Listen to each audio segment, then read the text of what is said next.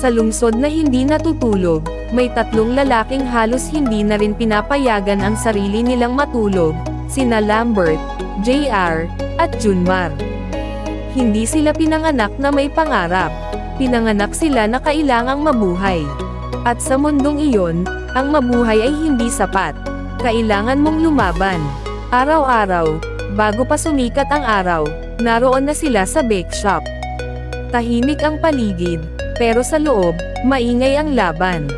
Tunog ng bakal, tunog ng mixer, tunog ng paghinga ng mga taong pagod na, pero hindi pwedeng tumigil.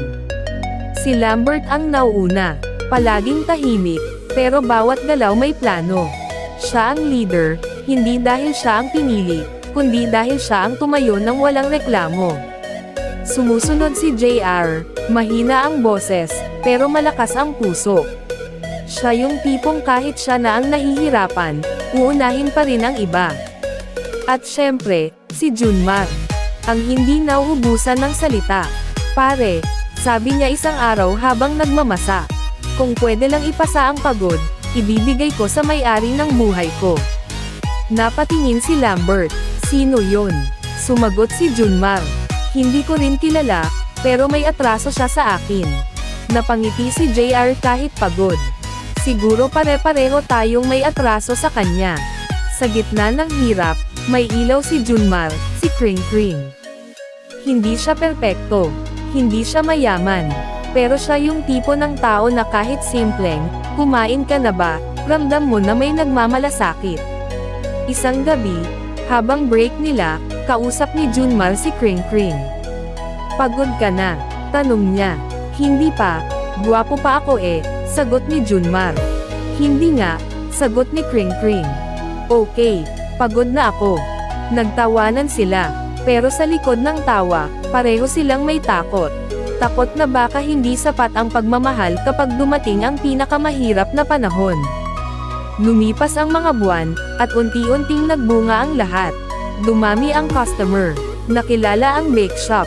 May mga taong bumabalik araw-araw. Isang customer ang nagsabi, iba yung tinapay nyo, parang may pinagdadaanan. Napangiti si Lambert, meron po talaga, pero hindi nagtatagal ang tahimik na pag-angat. Dumating si Mang Dante. Hindi siya basta negosyante. Isa siyang taong sanay na kontrolin ang laro. At sa unang tingin pa lang niya sa bake shop, alam niyang hindi niya gusto ang nakikita niya. Hindi dahil sa laki, kundi dahil sa puso. Nagbukas siya ng malaking bake shop sa tapat nila. Mas maliwanag, mas malamig, mas mura. Unti-unting bumaba ang customer nila. Pare, sabi ni JR.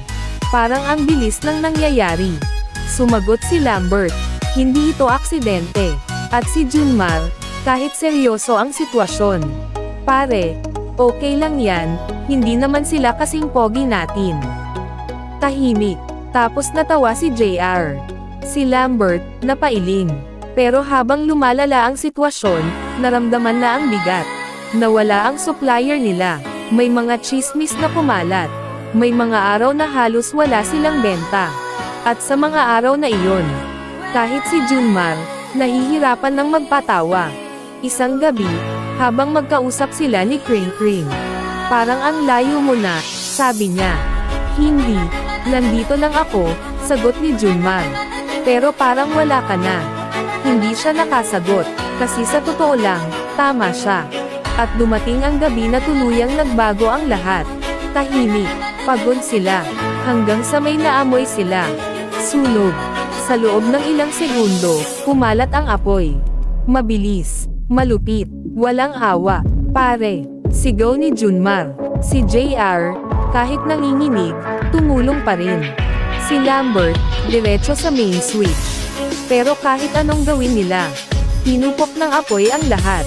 Habang pinapanood nilang masunog ang bake shop, parang pinapanood din nilang mawala ang sarili nila. Si Junmar, unang beses, walang biro. Pare, tapos na ba tayo? Walang sumagot, kasi walang may alam. Kinabukasan, wala na silang babalikan. Walang trabaho, walang pera, walang direksyon. Si JR, tahimik pero nandyan pa rin. Si Lambert, pilit nag-iisip kahit walang malinaw. Si Junmar, nawawala, at doon dumating ang pinakamasakit. Si Kring Kring. Hindi ko na alam kung paano kita sasabayan. Hindi siya galit, mas masakit, totoo siya. Hindi kita iiwan, pero hindi ko na rin kayang manatili. At umalis siya. Sa gabing iyon, si Junmar, na laging nagpapatawa, naglakad mag-isa. Grabe, kahit ako hindi ko na kayang patawanin sarili ko. At doon, napaupo siya sa ulan. Handa na siyang sumuko, pero may lumapit, isang matandang babae. Anak, ikaw yung baker. Tahimik siya. Yung tinapay mo, yun ang huling dahilan kung bakit ngumiti ang apo ko. At doon, hindi siya natawa, hindi siya nagsalita, pero umiyak siya. Kinabukasan, bumalik siya kina Lambert at JR. Hindi siya nagbiro, pero nagsalita siya. Kung babangon tayo, hindi na para sa atin lang. Tumingin si Lambert, para kanino? Sumagot si Junmar, para sa mga taong naniniwala kahit wala na tayo. At doon nagsimula ang mas mahirap na laban. Mas mahirap kaysa dati. Mas mabigat kaysa dati. Mas totoo kaysa dati. Sa gilid ng kalsada, nagtayo sila ulit. Walang kasiguraduhan. Walang kasiguruhan. Pero may isa silang bagay na hindi nawala. Isa't isa. Si Lambert, nagplano ng bawat galaw. Si JR, tumulong sa lahat ng kaya niya. At si Junmar, unti-unting bumabalik. Libre tawa, may kasamang luha, biro niya. At sa pagkakataong iyon, tumawa si JR. Ngumiti si Lambert, unti-unting bumalik ang tao. Hindi dahil sa ganda, kundi dahil sa kwento. Hanggang sa dumating ang araw, na mas malaki pa ang bake shop nila kaysa dati. Mas matibay, mas totoo, mas may puso, at sa gitna ng lahat, bumalik si Kring Kring. Tahimik, miss mo ba ako? Sabi ni Junmar. Hindi, sagot niya. Okay, same, sagot ni Junmar. Tahimik, tapos, miss na miss kita, sabi ni Kring Kring. Ngumiti si Junmar. Mas miss kita, kasi wala nang mas gwapo sa akin. Hindi pa rin, sagot niya.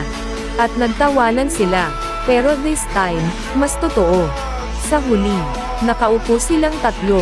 Mas pagod, mas sugatan, pero mas buo. Pare, sabi ni Junmar. Buti hindi ako tumigil, sayang jokes ko. Tumawa si JR.